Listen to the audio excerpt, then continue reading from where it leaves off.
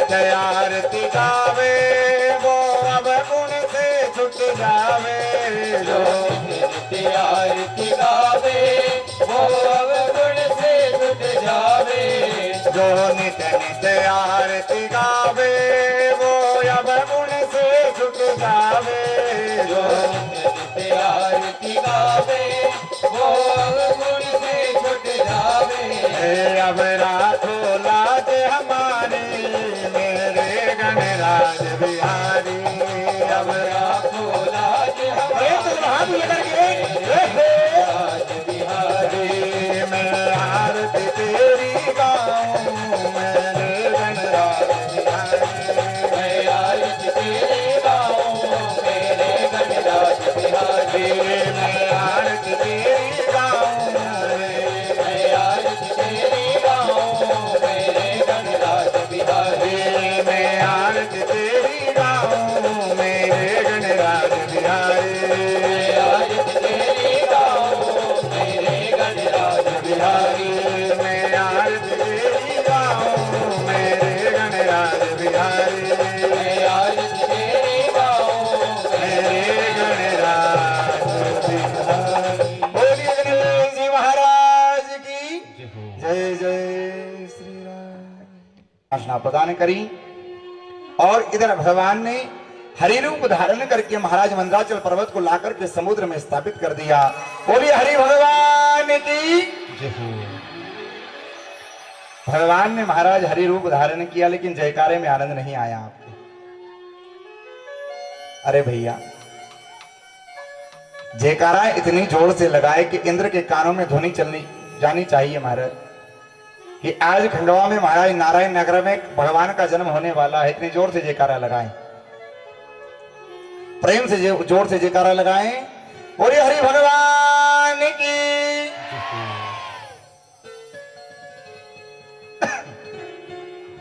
भगवान ने हरि रूप धारण किया, मंदराचल पर्वत को महाराज समुद्र में स्थापित कर दिया।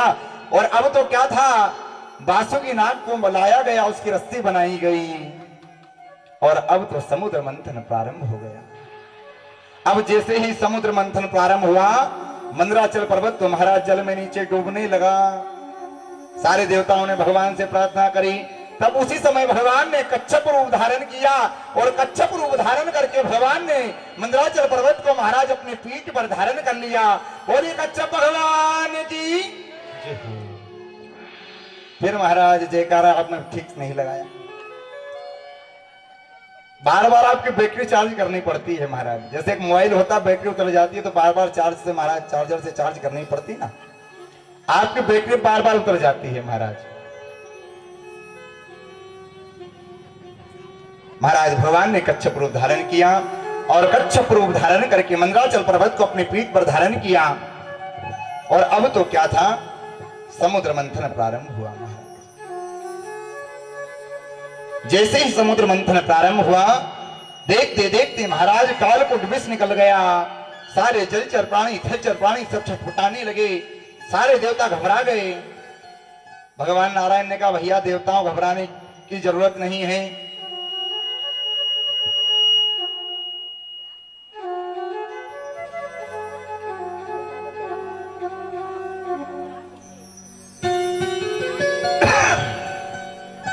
सारे देवता घबराने लगे महाराज। भगवान ने सारे देवताओं से कहा कि भैया घबराने की जरूरत नहीं है, सारे विष को इकट्ठा करो और भगवान भोलेनाथ के पास पहुंच जाओ। देवता ने सारे विष को इकट्ठा किया और विष को इकट्ठा करके सारे देवता महाराज भगवान भोलेनाथ के पास चले गए और भगवान भोलेनाथ से कहने लगे प्रभु रक्षा करो। भगवान भोलेनाथ कहने लगे भैया किस चीज से रक्षा करें। सारे देवता कहने लगे प्रभु विष से रक्षा करो। भगवान भोलेनाथ ने माता भवानी से पूछा देवी हमें ये सारे देवता विष पिलाने के लिए आए हैं, आपकी आज्ञा हो तो हम विष पी लें। अब कोई भी पतिव्रता पत्नी अपने पति को विष थोड़ी पिला सकती है हमारे। माता भवानी ने कुछ नहीं कहा। भगवान भोलेनाथ कहने लगे देवी या देवता हमें विष पिलाने के लिए आए, आपकी आज्ञा हो तो विष पी लें। अब की बार तो माता भवानी ने बोल दिया कि प्रभु जिसमें सबका कल्याण हो वही आप कीजिए। भगवान भोलेनाथ कहने लगे देवी हम विष पी लें। माता भवानी कहने लगी मैं ये नहीं कह रही कि आप विष पी लो, लेकिन जिसमें सबका कल्याण हो, जगत का कल्याण हो, आप वही कीजिए। तब तो भगवान भोलेनाथ ने सारे देवताओं से कहा, भैया लाओ ये सारा विष मेरी इस अंजलि में डाल दो। भगवान भोलेनाथ ने हाथ की अंजलि बनाई और अंजलि बनाकर के सारे देवताओं से कहा, भैया सारे विष जो है मेरी इस अंजलि में डाल दो। सारे देवताओं ने सारा विष महाराज भगवान भोलेनाथ की अंजलि में डाल दिया। अब भगवान भोलेनाथ जैसे ही पीने वाले थे महाराज, से भगवान भोलेनाथ के मन में विचार आ गया कि ये विष अंदर गया तो मेरे हृदय में बैठे हुए प्रभु श्री रामचंद्र जी, अगर ये विष अंदर चले गया तो मेरे प्रभु को कष्ट होगा, और यदि नहीं पिया तो पृथ्वी का नाश हो जाएगा। तब क्या किया जाए? तब तो भगवान भोलेनाथ ने राम नाम का सहारा लिया महाराज, क्योंकि देखो रा कहते ही मुंह खुल जाता है और मां कहते ही मुंह बंद हो जाता है। तब तो भगवान भोलेनाथ ने राम नाम का सहारा लिया कि नाम प्रभाव जान शिव जी को, नाम प्रभाव जाने शिव जी को, नाम प्रभाव जान शिव जी को, नाम प्रभाव जाने शिव जी को, काल कोट फल दीनियमी को, कालकूट फल दीनियमी को, श्री राम जय राम जय जय राम, श्री राम जय राम जय जय राम। महाराज भगवान भोलेनाथ ने आज राम नाम का सहारा लिया, क्योंकि रा कहते ही मुंह खुल जाता है। रा बोलो रा जरा, रा कहते ही मुंह खुल जाता है और मां कहते ही मुंह बंद हो जाता है। तब तो भगवान भोलेनाथ ने रा कह करके मुंह खोला, सारे विष को मुंह में डाला और मां कह के मुंह को बंद कर लिया। अब जो विष था ना ही नीचे गया और ना ही बाहर गया, सारा विष भगवान भोलेनाथ के कंठ में रह गया और भगवान भोलेनाथ का महाराज सारा कंठ जो था एकदम नीला पड़ गया और भगवान भोलेनाथ का एक नाम पड़ गया, बोले नीलकंठ भगवान की। आज भगवान ने भोलेनाथ ने महाराज सारे विष का पान कर लिया। महाराज देखो भैया, हम श्रीमद् भागवत की कथा का रसपान करते हैं और कई बार लोग महाराज अर्थ का अनर्थ कर देते हैं। कथाएं तो बहुत सुनते हैं महाराज, लेकिन कई बार लोग अर्थ का अनर्थ कर देते हैं। ध्यान पूर्वक सुनना, मुझे इसी बात पे एक दृष्टांत याद आ गया। बातें कोई नहीं करे और ध्यान पूर्वक सुने महाराज। एक गांव, एक शहर में एक लड़की रहती थी महाराज, बड़ी पढ़ी लिखी लड़की। अब उसका विवाह हो गया गांव में। गांव में विवाह हुआ तो महाराज जिस व्यक्ति से उसका विवाह हुआ, जिस लड़के से उसका विवाह हुआ, बहुत कम पढ़ा लिखा महाराज। अब लड़की बड़ी पढ़ी लिखी, वह लड़का बड़ा कम पढ़ा लिखा महाराज। अब गांव में विवाह हुआ। अब गांव में विवाह हुआ, अब कुछ समय तो ससुराल रही, फिर वापसी अपने मायके आई। सोई कि अपने मायके में आई हुई थी। अब उसकी सहेलियां उससे मिलने के लिए आई। सहेलियों ने पूछा, बहन तेरा परिवार कैसा है, तेरे पतिदेव कैसे हैं, पढ़ाई लिखाई कहां तक कर रखी है तेरे पति ने। अब उसने महाराज अपने पति की खूब तारीफ करी, बड़े समझदार हैं, बड़े पढ़े लिखे हैं, सारा काम संभालते हैं घर का, बड़े समझदार हैं, सारे घर में उनके बगैर कोई बिगड़ पूछे काम नहीं होता। अब उसको तो पता कि पति महाराज बिगड़ पढ़ा लिखा है, लेकिन खूब तारीफ कर दी अपने पति देव की कि बड़े समझदार हैं, बड़े पढ़े लिखे हैं। अब एक दिन क्या हुआ, उसके पति बिगड़ बताए महाराज ससुराल आ गए।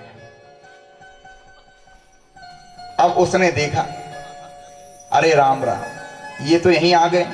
मैंने अपने फ्रेंडों से खूब इनकी तारीफ कर रखी कि मेरी नाक ना कटवा दें, मुझे तो सब पता ही कितने पढ़े लिखे और क्या है, कहीं मेरी नाक ना कटवा दे। सो जाकर के अपने पति से कहने लगी, तुम बिगड़ बताए यहाँ क्या कर रहे हो? अरे आने से पहले सूचना तो कर देते, और अब यहाँ ज्यादा रुकने की जरूरत नहीं है, रात रुको, सारा घर काम कौन संभालेगा, रात रुको, प्रातः कल घर चले जाना। अब उसको डर बिचारी को कि ऐसा ना हो कि मेरी पोल खोल दे, मेरी नाक कटवा दे, मैंने इनकी बड़ी तारीफ कर रखी है यहाँ पर। खूब तारीफ करी महाराज। और उसने कहा चलो रात तो जैसे तैसे इनको रोकें और फिर सुबह से पहुंचा दूंगी। अब देखो भैया, भोजन बनाया गया। अब उसकी जो पत्नी थी उसने आलू की सब्जी और पूड़ी बनाई। तो आलू की सब्जी बना ली और गरम गरम पूड़ी बनाने के लिए चूल्हे में, महाराज चूल्हे के ऊपर कढ़ाई रख दी और गरम गरम पूड़ी उतारने लगी और अपने पतिदेव का आसन सामने लगवा लिया। उन्होंने कहा अकेले में कोई उठपटांग हरकत ना कर दें। उन्होंने कहा सामने रहेंगे तो मैं इशारा करती रहूंगी। अब सामने आसन लगवाया, ध्यान पूर्वक सुनना सभी लोग।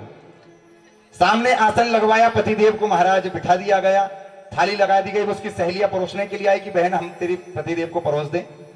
अब परोसने के लिए आई सब सहेलियां उसकी।